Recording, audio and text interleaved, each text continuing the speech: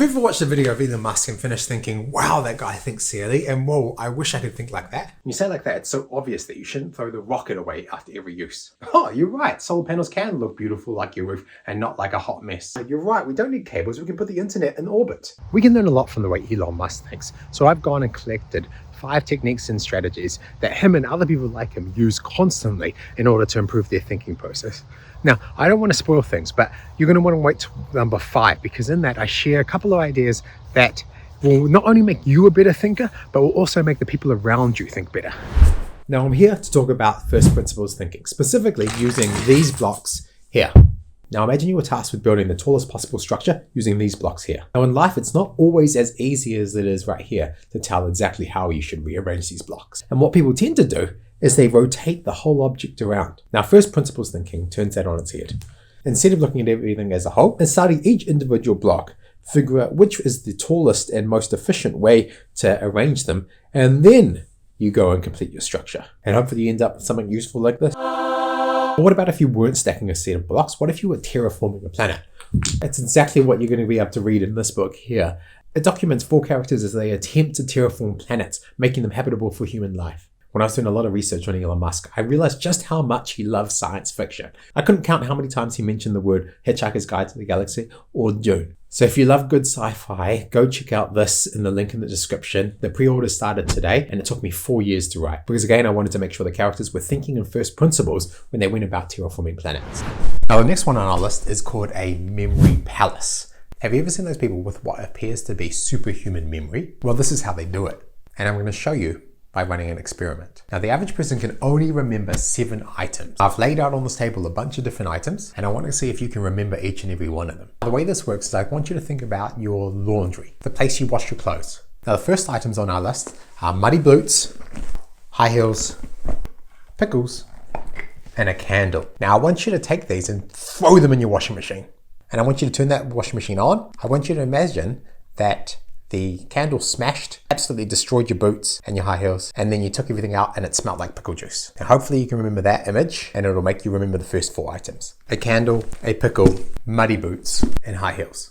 Now, the next items on our list are an apple, a mandarin, and a banana. Now, I want you to get sad because you just put them in your bed. You went to sleep and you woke up and you were completely sticky, covered in these fruit. The banana and mandarin squished up in your hair, and the apple is all moldy. I want you to just imagine how horrible this feels right now, in your bed, woken up with these fruit. Now, the final items on the list is hot sauce, champagne, tequila, and a book. Now, imagine you've just sit down in the lounge to read a good book. Before you did that, you poured some hot sauce in your eyes, then poured some champagne all over it to try and get rid of the stinging feeling, and then finally poured tequila all over the book and lit it on fire. Now, bonus points if you remember the name of the book. Now, it's worth noting here that to make memory palaces work, you need to make it as visual as possible, which is why I tried to make the descriptions of each object as memorable as I can. Now, I want you to pause the video right there. Jump into the comments and see if you can remember more than 7 items. In theory, going through this process should mean that you remember most of the items, or at the very least, you're better than the average. I'll give you a moment to type in the comments before we go into the next step.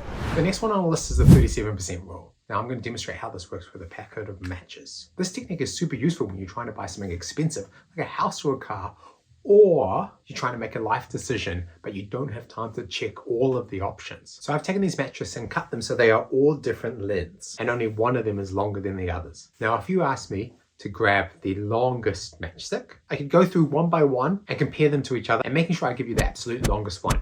However, that would take forever. So let's take these and the other 50 matchsticks, shake them up, and see how this 37% rule works in action. Imagine each of these matchsticks represents a house. In this scenario, I don't have time to check all the matchsticks, so given I only want to look at 10, how can I use the 37% rule to increase my probability that I'll pick the longest one? Simple, 37% of 10 matchsticks is 4, so I'm going to pick 4 out of the jar. Now, this is my sample set. The next one longer than the longest one I have in my hand is probabilistically most likely to be in the top percentile. Now, let's see how this goes. If in the next 6, one of the matchsticks isn't longer than this, then we know that this is in the top percentile. No.